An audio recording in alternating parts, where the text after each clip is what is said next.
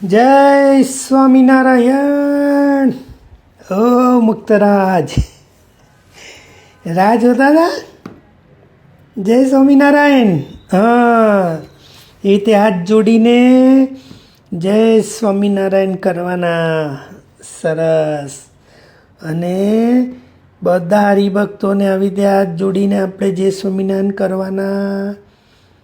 મોટા હરિભક્તોને આપણે નીચે પગે લાગવાનું, એમના ચરણનો સ્પર્શ કરવાનો, સંતોના ચરણનો સ્પર્શ કરવાનો. અને સદગુરુ સંતો હોય ને એમને આપણે દંડવત કરવાના. આ બધું જ્યારે તમે પૃથ્વી ઉપર મમ્મીના ગર્ભમાંથી બહાર આવશો ને પછી આ બધું આપણે કરવાનું છે. એટલે અત્યારે બધું શીખી લેજો. હા, મસ્ત હસો છે ને. મને ખબર છે તમને બધું આવડી જ ગયું છે અને તમે બધું જ કરવાના છો. રાઈટ? ચાલો તારે તમારા ખબર અંદર પૂછી લઈએ. મુક્તરાજ કિમ અસ્તિ? સુખમ વર્તતે, સુખમ વર્તતે. ચલો હવે આજે નવો ટૉપિક છે. બહુ ફાઇન ટૉપિક છે. તો પ્રાણાયામ ચાલુ કરીશું એટલે આપણું મન, વાતાવરણ બધું શાંત થઈ જાય એટલે તમને જલ્દી યાદ રહી જશે. બરાબર ને? ચાલો, ડીપ બ્રીધિંગ. હા. ઓ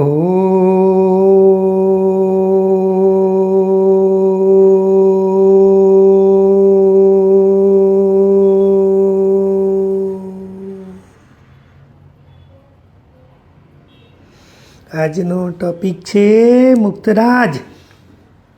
બરોબર ધ્યાનથી સાંભળજો. ભૂલી નહીં જતા હો ને.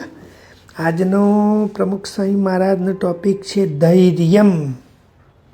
ધૈર્યમ એટલે શું બોલો? હવે તો તમને થોડું થોડું સંસ્કૃત આવડવા માંડ્યું છે ને, નહીં?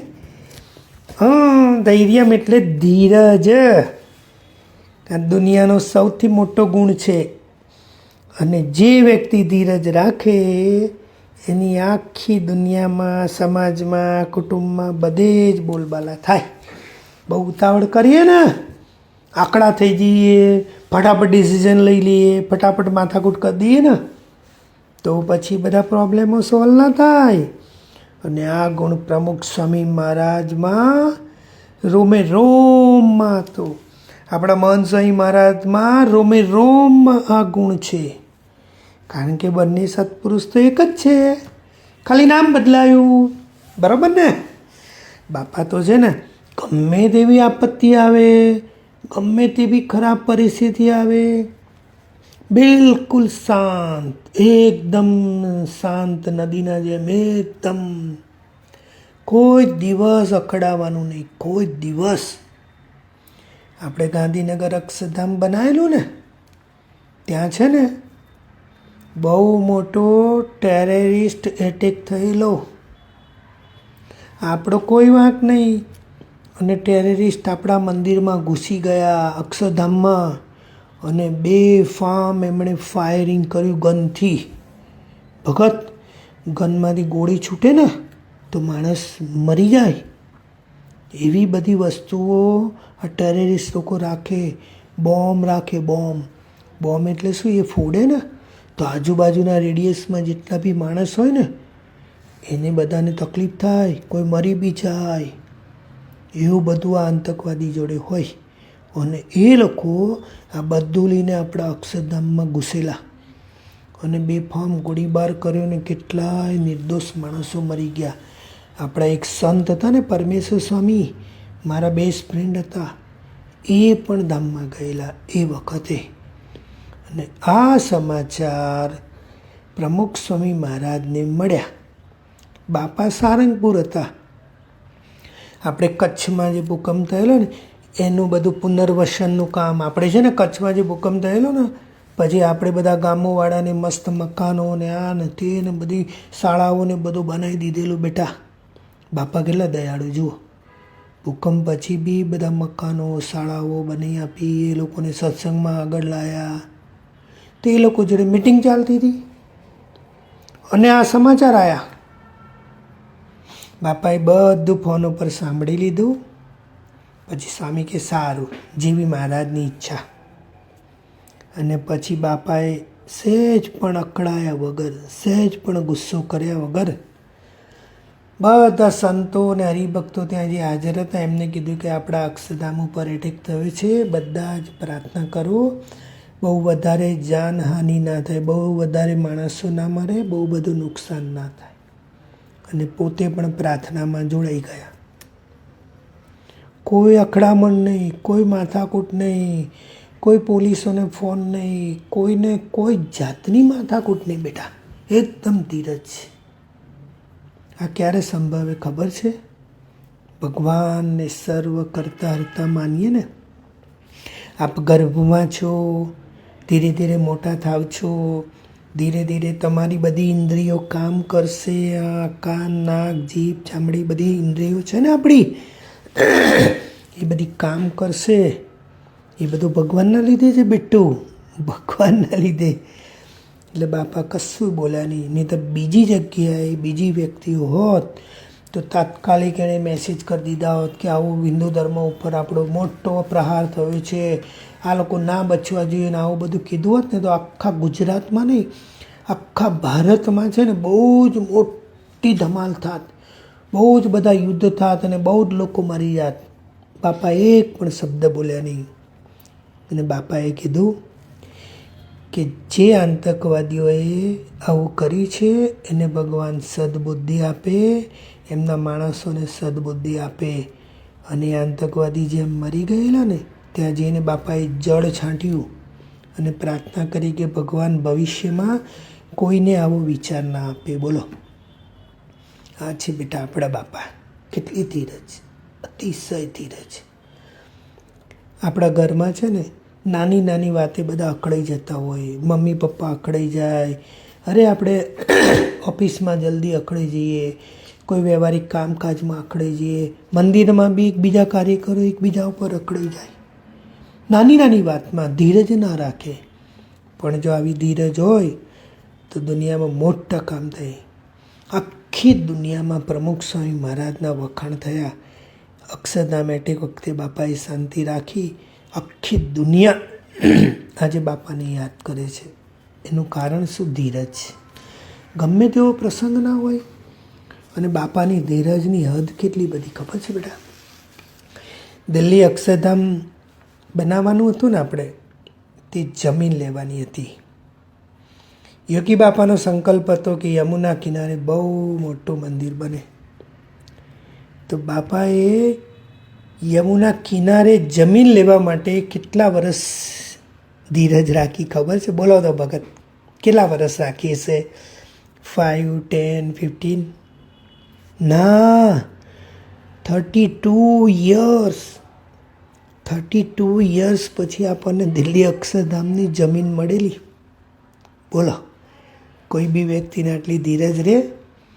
પણ સ્વામીને હતું કે આપણા યોગી બાપાનો સંકલ્પ છે, આપણા ગુરુનો સંકલ્પ છે, આપણા ગુરુના વચને આપણે ત્યાં જ કામ કરવું છે. શું કીધું ભગત? તમારે બી આપણા ગુરુ જેમ કે ને એમ કરવાનું છે. એમની અનુવૃત્તિની સેવા કરીએ તો આગળ વધી જવાય.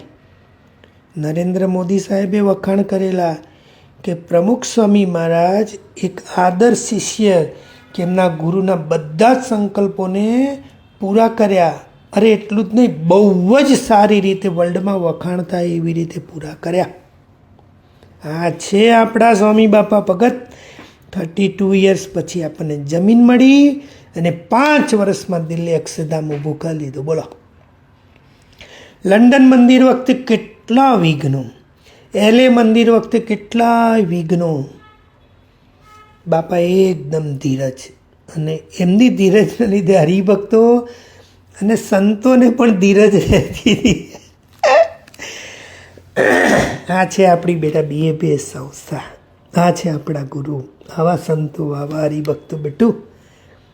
એટલે you have to proud of our BAPS સંસ્થા, અવર સત્પુરુષ, અવર હરિભક્તોસ, અવર સંતોષ. બેટા, આવી જગ્યા આપણને ક્યાંય ના મળે. એટલું જ નહીં, બાપાનું જ્યારે અપમાન થયું ને ત્યારે બી સ્વામીએ શાંતિ રાખેલી. બાપાની સુવર્ણ તુલા લંડનમાં થઈ અને સુવર્ણ તુલા પછી બાપા પોતાના ઉતારે આવ્યા અને એક હરિભક્તએ અણસમજણના લીધે બાપાનું બહુ જ અપમાન કર્યું.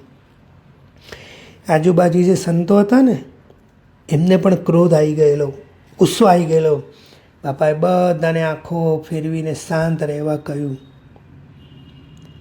એટલું જ નહીં, પેલા હરિભક્ત બહુ જ અપમાન કરીને ગયા ને પછી બાપાએ સંતોને કીધું કે અત્યારે બપોરનો 1 કે 1:30 વાગ્યો છે, એ હરિભક્તને જમવાનું બાકી હશે તો કોઈને મોકલીને એમની જમવાની વ્યવસ્થા કરાવજો. આવા ભગવાન જેવા સંત ક્યાંય ના મળે બેટા. આટલી બધી ધીરજ, આ કક્ષાએ ધીરજ કોણ રાખે?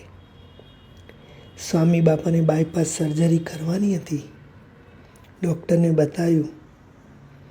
ડૉક્ટરે શું કીધું ખબર છે? કે પ્રમુખ સ્વામી મહારાજ વલ્કેનો ઉપર બેઠા છે, જ્વાળામુખી ઉપર બેઠા છે, ગમે ત્યારે બાપાનું હાર્ટ બંધ થઈ જશે. અને આ વાતથી 12, 12:30, 1 વાગે બપોરે સ્વામી બાપાને કીધું કે બાપા આવી ખરાબ ગંભીર પરિસ્થિતિ છે. બાપા કે આપણે 3:30, 4 વાગે આપણા હરિકૃષ્ણ મહારાજ જાગે ને પછી આપણે સર્જરી કરાવીશું. છે દુનિયામાં કોઈની તાકાત આટલી બધી ધીરજ રાખવાની? તાત્કાલિક જતો રહે માણસ તરત ઓપરેશનમાં, અને પેલા ડૉક્ટરોએ બીજી બધી એપોઇન્ટમેન્ટ કેન્સલ કરીને બાપાની તાત્કાલિક એપોઇન્ટમેન્ટ ગોઠવેલી, તો પણ બાપાએ ધીરજ રાખી. ભગવાન કરતા હરતા. ઠાકોરજી ઉઠ્યા, ઠાકોરજીના દર્શન કર્યા અને પછી બાપા હસતા મોઢે ઓપરેશન થિયેટરમાં ગયા. કેટલી ધીરજ હે બેટા! જીવનમાં જો ગુણ આવી જશે ને તમારો, આ ગુણ આવશે ને આખી દુનિયા તમને વંદન કરશે. જીવનમાં કોઈ પ્રશ્ન નહીં થાય. સામેવાળી વ્યક્તિ ઢીલી પડી જશે, તમારા જીવનમાં કોઈ પ્રશ્ન નહીં થાય. મુક્તરાજ, ધીરજ, ધૈર્યમ, સમજ્યા ને? કેટલી ધીરજ રાખવાની છે ખબર છે? પૃથ્વી પર આવવા માટે, ગર્ભમાંથી બહાર આવવા માટે આપણે 9 મહિના હજુ ધીરજ રાખવાની છે. જો 4 મહિના પૂરા થઈ ગયા, હવે 5 મહિના તમારે મમ્મીના ગર્ભમાં સુખ લેવાનું છે. કોઈ ઉતાવળ કરવાની નથી. મમ્મી પપ્પાને કોઈ ટેન્શન આપવાનું નહીં બેટા. શાંતિથી. જો બાપાએ કેવો ધીરજનો ગુણ સમજ્યા, તો આપણે પણ ગર્ભમાં ધીરજ રાખવાની. મમ્મી પપ્પાને ટેન્શન થાય એવું બિલકુલ ના કરતા. હા બેટું? બીજું તો કેવું ખબર છે? ધીરજ ક્યાં રહેતી હતી બાપાને? જ્યારે હરિભક્તો બાપાને મળવા આવે ને ત્યાં બાપા બહુ જ ધીરજ રાખતા, બહુ જ. કારણ કે હરિભક્તોનું કેવું ખબર છે? જુદા જુદા નવા નવા પ્રશ્નો લઈને આવે અને એમાં ધીરજ રાખીને ભલો માણસ ગાંડો થઈ જાય, ગાંડો. ઈસા સ્વામી બોલેલા કે બાપા બહુ મુલાકાતો, બહુ જ બધા સામાન્ય પ્રશ્નોને શું તમે? બાપા કે આ એક સેવા છે. ખાલી તમને 1-2 દ્રષ્ટાંત આપું મુક્તરાજ. સુરતમાં એકવાર મુલાકાત ચાલુ થઈ ને, અને તારીખ પણ લખી સંતોએ 24/4/95, 24th એપ્રિલ 1905. એક 78 યર્સના ગરડા દાદા બાપા જોડે આવ્યા મુલાકાત કે સ્વામી હું તમને ફરિયાદ કરવા આવ્યો છું. I have complaint. બાપા કે શું કમ્પ્લેન છે ભાઈ?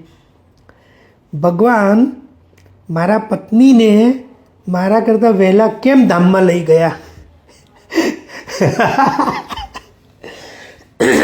મારા કરતાં કેમ વહેલા ધામમાં લઈ ગયા? બાપાએ કહ્યું કે પહેલાં ધામમાં જાય તો સારું કહેવાય ને, એ અખંડ સૌભાગ્ય ભોગવ્યું કહેવાય. પણ બાપા એણે હોસ્પિટલમાં છેલ્લે મને યાદ કરેલો, મારા પહોંચતા પહેલાં તે ધામમાં જતી રહી. એમાં હું આપનો વાંક ગણું છું. શું કહે છે બાપાને? હું તમારો વાંક ગણું છું.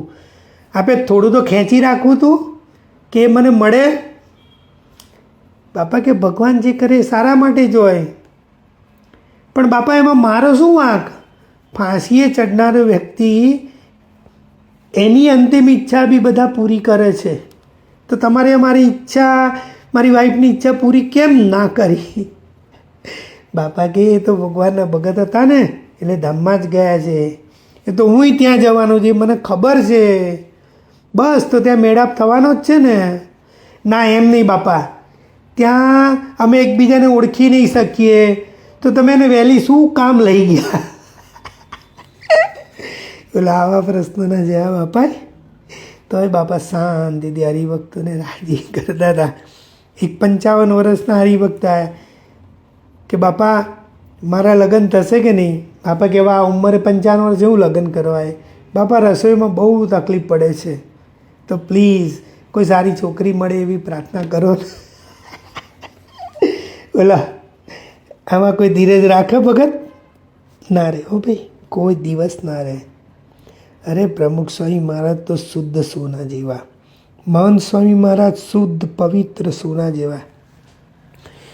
અને ઘણા લોકો ઈર્ષ્યાના ભાવથી છે ને એમનો ખરાબ પ્રચાર કરે, ચારે બાજુ પત્રિકાઓ વહેંચે કે પ્રમુખ સ્વામી મહારાજ આવા છે, પ્રમુખ સ્વામી મહારાજ આ ખરાબ કામો કર્યા છે, પ્રમુખ સ્વામી મહારાજ આવી રીતે ખોટું કામ કરે છે. અરે અમુક ગામમાં તો દિવાલો ઉપર બાપાનું ખરાબ લખેલું બધું. સંતો કે બાપા આ લોકોને આપણે જવાબ આપીએ. બાપા કે શાંતિ શાંતિ. શાસ્ત્રીજી મહારાજે ધીરજ રાખી છે, યોગી બાપાએ ધીરજ રાખી છે, સ્વામિનારાયણ ભગવાને ધીરજ રાખી છે. આપણે પણ ધીરજ રાખો, ભગવાન એમને સદબુદ્ધિ આપશે. આપણે તો તરત જ એનો રિસ્પોન્સ આપીએ. કોઈ આપણું ખરાબ બોલે ને આપણને કોઈ ગદ્દેડો, તો તરત આપણો રિસ્પોન્સ હોય, કાં તો એને બોલીએ, કાં તો મારીએ, અથવા એના માટે ખરાબ બધાને કહીએ. બાપાએ કોઈ દિવસ એક શબ્દ બોલ્યા નથી.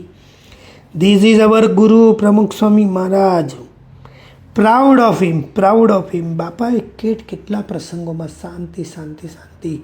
અરે એમના ગુરુ યોગીજી મહારાજે પરીક્ષા લીધી ત્યારે બી ધીરજ. સરદારગઢ નામનું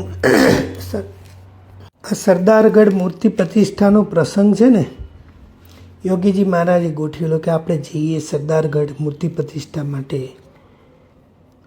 પણ ત્યાં જવાનું બધા હરિભક્તોએ ના પાડી હતી કે ત્યાં યોગીજી મહારાજને લઈ નહીં જવાના, ત્યાં વિરોધીઓ બહુ છે. પ્રતિષ્ઠાનો પ્રસંગ તો પતી ગયો, સંતો નીકળી ગયા, બાપા નીકળી ગયા, અને વિરોધીઓએ ગાડીઓ ઉપર પથ્થરમારો કર્યો. અને પછી મિટિંગ યોજાઈ અને એમાં બધાએ પ્રમુખ સ્વામી મહારાજ ઉપર દોષ ઠાલવ્યો કે તમે ત્યાં કેમ બાપાને લઈ ગયા?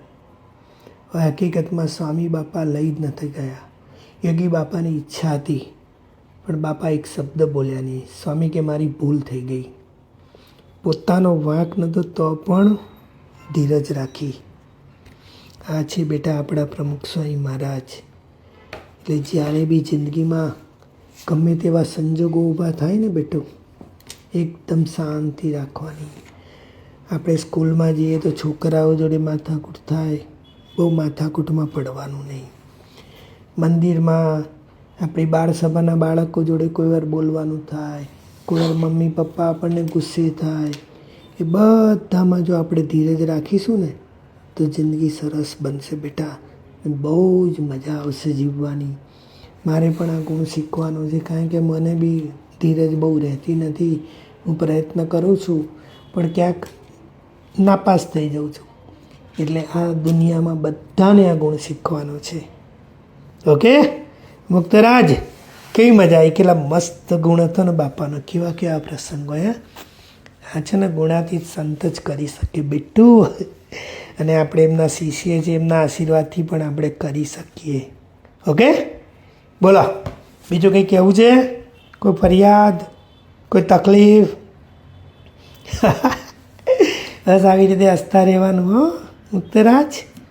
હવે તો થોડાક દિવસ બાકી, થોડા મહિના પછી આપણે રૂબરૂ મળાશે. હે ને? લવ યુ બેટા, લવ યુ, મિસ યુ. જય સ્વામિનારાયણ.